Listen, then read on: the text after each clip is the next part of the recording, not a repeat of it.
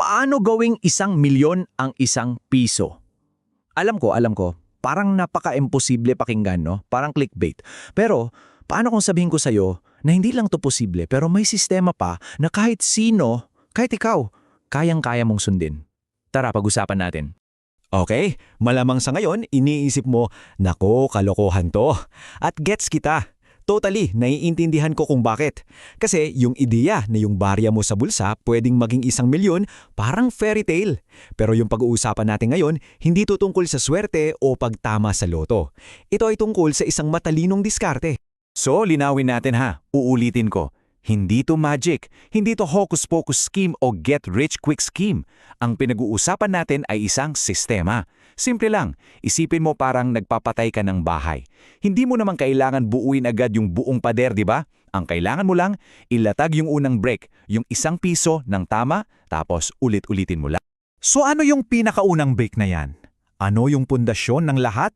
Well, hindi pera. Ang sikreto ay isang bagay na sigurado akong meron ka na pero baka hindi mo pa nagagamit ng ganito. Disiplina. Kasi isipin mo, kahit bigyan ka pa ng 1,000,000 ngayon, kung walang disiplina, saan yan pupunta? Mauubos lang. Pero kahit piso lang yan, kung may disiplina ka, lalago yan. Guaranteed?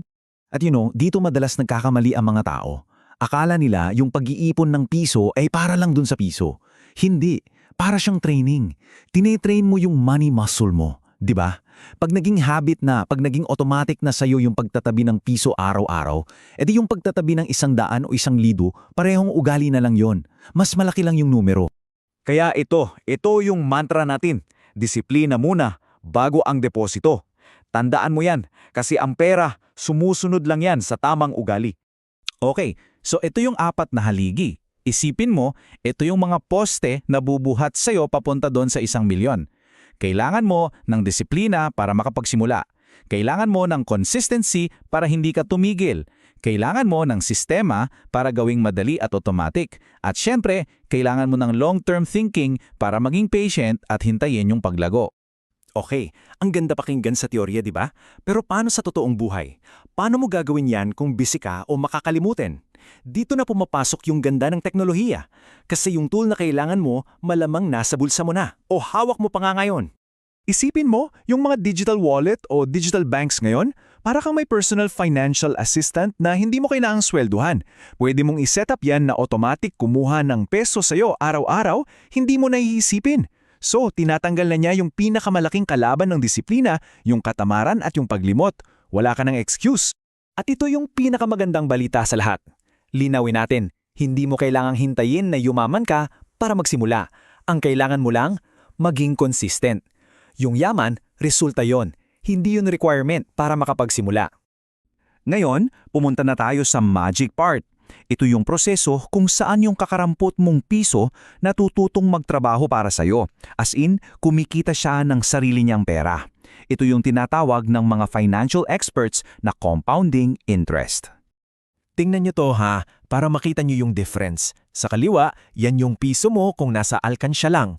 After 10 years, meron kang 3,650. Not bad, pero tignan mo yung sa kanan. Yan yung piso mo sa isang account na may compounding interest. Halos 15,000. Iyon yung pera na kinita ng pera mo habang natutulog ka. Ang galing, di ba? Para mas madaling maintindihan, isipin mo na parang snowball yan na gumugulong pababa ng bundok. Sa unang taon, maliit pa lang, parang ang bagal. Pero habang tumatagal at gumugulong yan, palaki siya ng palaki at pabilis ng pabilis. Ganyan-ganyan yung pera mo dito. Yung totoong laki ng paglago, nangyayari yan sa mga bandang huli. Okay, so piso, tapos compounding, tapos milyon. Paano natin pagdudugtungin yung tatlong yan? Ito na yung game plan. Ito na yung tunay na daan. Pero bago yun, please pakinggan nyo to. Ito ang pinaka-importanting lesson dito. Hindi yung peso mismo ang magpapayaman sa'yo.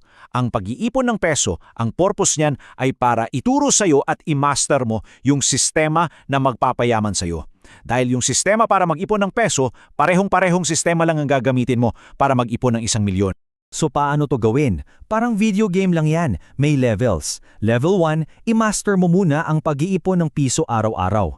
Kapag kasing dali na lang yan ang paghinga para sa'yo, tsaka ka palang mag-level up. Level 2, gawin mong 20 pesos. Tapos, habang lumalaki yung income mo, level 3, 100 piso. hindi mo kailangang magmadali. Ang mahalaga, nagle-level up ka. At anong mangyayari kapag naging consistent ka at umabot ka sa pag-iipon ng 100 piso kada araw? Ano yung resulta after 10 years? Eto na, mahigit 700,000 piso! Grabe! Mula sa isang habit na sinimulan mo sa kakarampot na 1 piso. At bigla, yung 1,000,000 piso, hindi na siya parang suntok sa buwan. Hindi siya isang pangarap lang. Nagiging possible na siya. Hindi to nangyari overnight. Bunga to ng isang sistemang sinimulan mo, inalagaan at pinalago, galing sa iisang buto sa iisang piso. Kaya sa huli, ito lang ang tatandaan natin. Ang piso ang simula. Yan ang tanimula mo. Ang disiplina ang tunay na puhunan. At ang oras at patience mo ang gagawa sa'yo ng milyon.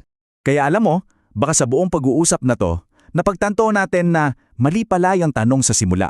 Hindi pala paano ako yayaman yung tamang tanong na dapat nating sagutin. Ang tunay na tanong, yung tanong na kailangan mong sagutin para sa sarili mo ngayon, ay mas simple at mas personal. Kaya mo bang maging consistent sa 1 piso lang?